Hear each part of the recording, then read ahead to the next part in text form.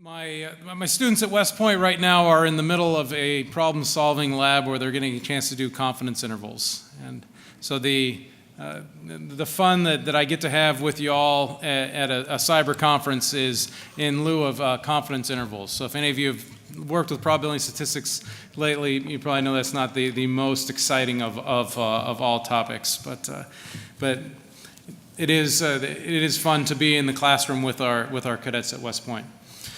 And I'd like to say good morning and welcome to this inaugural conference, this cyber conference on cyber conflict, CyCon US.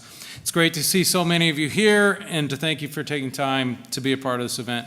The superintendent really wanted to be here to give these opening remarks, but due to some airplane issues, he was grounded at West Point. One of the benefits of being a lieutenant general is that you get helicopters to fly around. One of the disadvantages of having helicopters to fly around is that they do, in fact, get grounded sometimes. So we'll miss him, but he wanted to send you his regards. So the CyCon US conference is an offshoot of CyCon, an annual conference that's run in Estonia by the NATO Cooperative Cyber Defense Center of Excellence, and they've been running that conference since 2009. This conference is the result of a multi-year collaboration between the NATO CCD Center of Excellence and the Army Cyber Institute at West Point, which the Army Cyber Institute at West Point is a center for research and outreach designed to address the cyber issues of national importance, bridging the communications gap among national and international communities. So I'd like to thank the NATO CCD Director, Center of Excellence, especially Mr. Sven Sarkov for his support of this event and for your entire team. So thank you very much. And we'd also like to acknowledge IEEE's Computing Society, who is our technical co-sponsor for this event, CyCon 2016. And I'd like to thank the great lineup of speakers and panelists that we have this weekend. Thank you all for making the time out of your busy schedules to be a part of this important conference. In his introduction to the Department of Defense Cyber Strategy released in April of 2015, Secretary of Defense Ash Carter stated the following: "The United States is committed to open, secure, interoperable, and reliable internet that enables prosperity, public safety, and the free flow of commerce and ideas. These qualities of the internet reflect core American values of freedom of expression, privacy, creativity, opportunity, and innovation. But we are vulnerable in this wired world. Today, our reliance on confidentiality, availability, and integrity of data stands in stark contrast to the inadequacy of our cybersecurity. Malicious actors use cyberspace to steal data and intellectual property for their own economic and political goals. An actor in one region of the globe can use cyber capabilities to strike directly at a network thousands of miles away, destroying data, disrupting businesses, and shutting off of critical systems. Over the past few years, the news headlines have included numerous examples of cyber hacking and data breaches that have affected the personal, financial, and health records of tens of millions of people. Just a few examples of these cyber attacks include the health insurance providers like Premera Blue Cross, Anthem Health, retail establishments like Target, Staples, and Home Depot, banking and financial institutes like JP Morgan Chase, where a cyber hack compromised the account information of 83 million households and small businesses, and government institutions like the Internal Revenue Service and more recently the massive breach of the Office of Personnel Management, which compromised the personal records of more than 21 million government employees and their neighbors.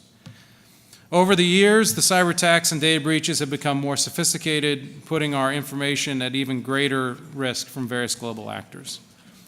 These cyber attacks have been aimed at our infrastructure, as is the case of the group of Iranian hackers accessing control of a dam in the suburbs of New York in 2013. And now these attacks are aimed at our political process. During the 2008 presidential campaign, intelligence agencies tracked massive cyber attacks to China that were aimed at presidential candidates Barack Obama and John McCain. These hackers were attempting to seize sensitive data, include private emails and information on high-level economic and national security briefings. And in just the last few months of this year's campaign, the Democratic National Committee was a victim of a major cyber intrusion where hackers accessed tens of thousands of emails and released many of them publicly through WikiLeaks. A few weeks ago, the Department of Homeland Security officially revealed that voter registration systems for more than 20 states were hacked. The integrity of our democratic process is under attack by malicious actors in the cyber domain.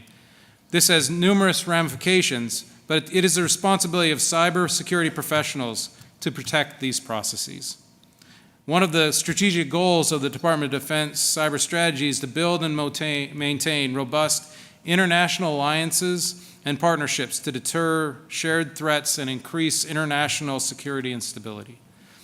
And that's one of the primary goals of this conference. CyCon US brings together attendees from more than 14 nations, many of whom are our trusted NATO allies, to further the development of impactful partnerships with government, academia, and industry, as well as the sharing of intellectual capital in the cyber domain. As we know from past experience, multinational cooperation is key to mission in the 21st century. And conferences such as this are a crucial step in determining how to cooperate and subsequently operate in the national, international cyber domain.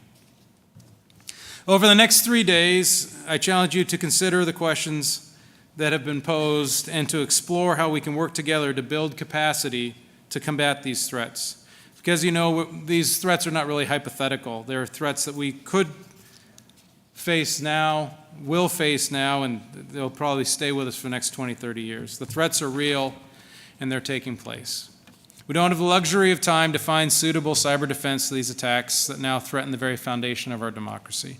And it's a matter of time before the next attack comes. It's not really an if, but a question of when and how. And as we consider the fact that these states and non-state actors are significantly improving their cyber capability, the next question I'd pose is, what will the next cyber attack look like? So I hope that over the course of this conference, we'll generate some great dialogue. You'll walk away convinced that cybersecurity is a team sport.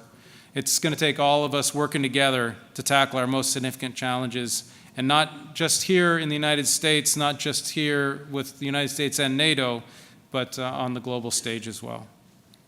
So I appreciate all of you being here to take care of these very important issues, and I'd like to ask Carly Garg from the Association of Graduates to come to the podium for a second.